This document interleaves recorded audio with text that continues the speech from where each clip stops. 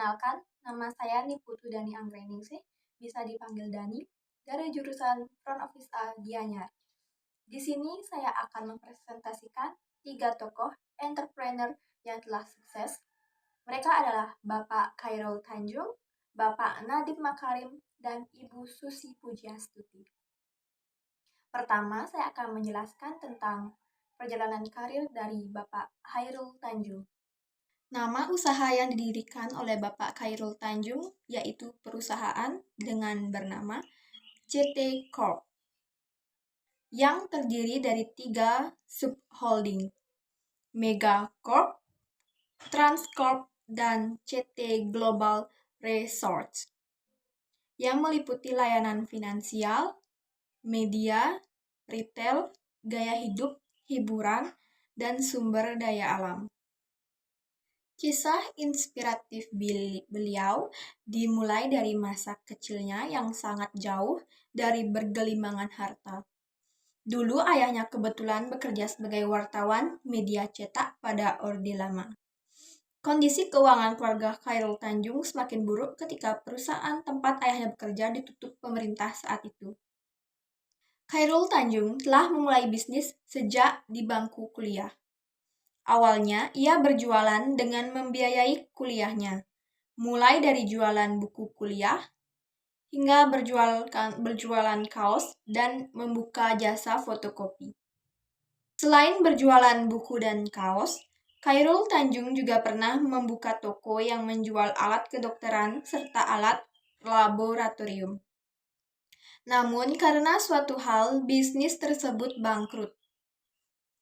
Setelah menyelesaikan pendidikannya di Universitas Indonesia, Khairul Tanjung mulai fokus merintis bisnisnya.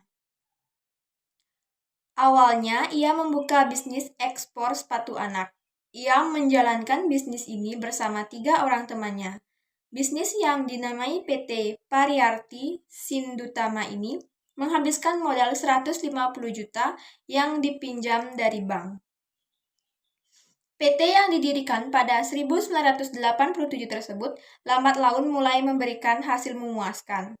Bahkan pernah mendapatkan pesanan dari Italia sebanyak 160.000 pasang sepatu. Akan tetapi, pada akhirnya Khairul Tanjung memutuskan untuk keluar dari perusahaan yang telah dibangun tersebut lantaran problem internal. Nilai entrepreneurialnya adalah berani mengambil risiko dan tidak takut akan kegagalan. Selanjutnya ada Bapak Nadiem Makarim dengan nama usahanya yaitu Gojek. Kisah inspiratifnya yaitu dimulai dari pemikiran Nadiem Makarim ketika ia berdiskusi dengan tukang ojek langganannya. Nadiem Makarim jarang menggunakan mobil karena mobilitasnya yang tinggi. Ia lebih sering menggunakan jasa ojek. Dari perbincangannya dengan para tukang ojek, ia menemukan kenyataan bahwa hampir sebagian besar tukang ojek menghabiskan waktunya hanya menunggu pelanggan saja dan susah untuk mencari pelanggan. Di sisi lain, kemacetan Jakarta makin memburuk, maka dibutuhkan sebuah layanan transportasi yang cepat serta pengiriman yang cepat untuk membantu warga Jakarta. Awal berdirinya Gojek. Pada tahun 2011, Gojek sebagai perusahaan resmi didirikan oleh Nadiem Makarim yang kemudian menjabat sebagai CEO Gojek.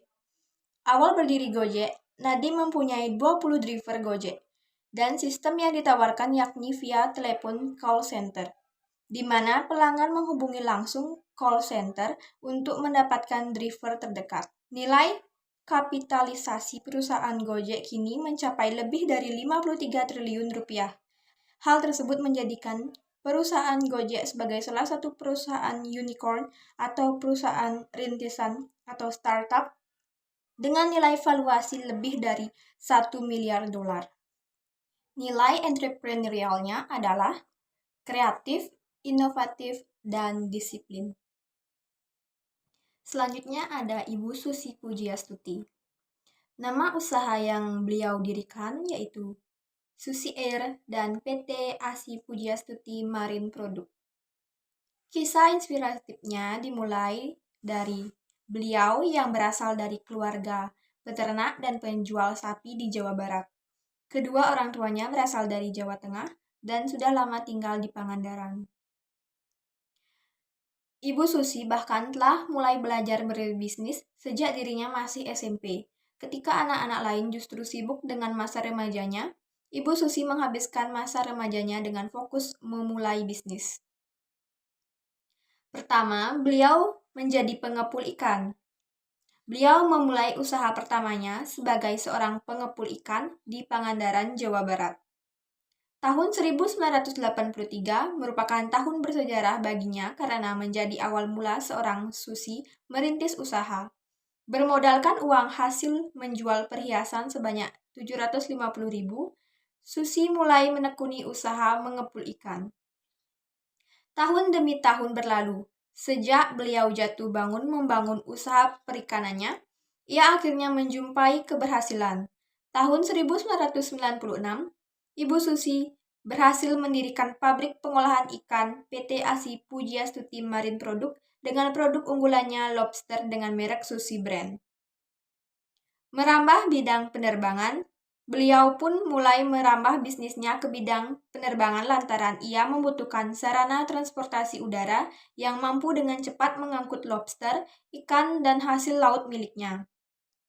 Ia pun memutuskan untuk membeli 2 pesawat Cessna Caravan pada tahun 2004. Dengan pesawat ini, beliau dapat mengirim ikan dan lobster ke luar negeri dengan kualitas yang tetap terjaga kesegarannya. Perusahaan penerbangan beliau dinamakan dengan namanya sendiri, yakni Susi Air. Hingga tahun 2012, Susi Air telah memiliki sebanyak 50 pesawat dengan berbagai tipe.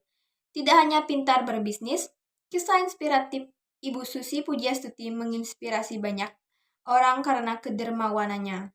Salah satu kedermawanan Ibu Susi adalah meminjamkan pesawat yang baru dibelinya tersebut untuk membantu mengirim bantuan ke Aceh saat bencana tsunami Aceh melanda tahun 2004 silam. Memiliki sederet penghargaan dan berhasil menjadi Menteri KKP. Tak hanya prestasinya sebagai menteri, Ibu Susi juga memiliki sederet prestasi bahkan sebelum dirinya masuk dalam kabinet kerja Jokowi. Ia mendapatkan beberapa penghargaan antara lain sebagai berikut. Pelopor wisata dari Dinas Kebudayaan dan Pariwisata Jawa Barat tahun 2004, Young Entrepreneur of the Year dari Ernst & Young Indonesia tahun 2005, Primaniarta Award for Best Small and Medium Enterprise Export 2005 dari Presiden Republik Indonesia.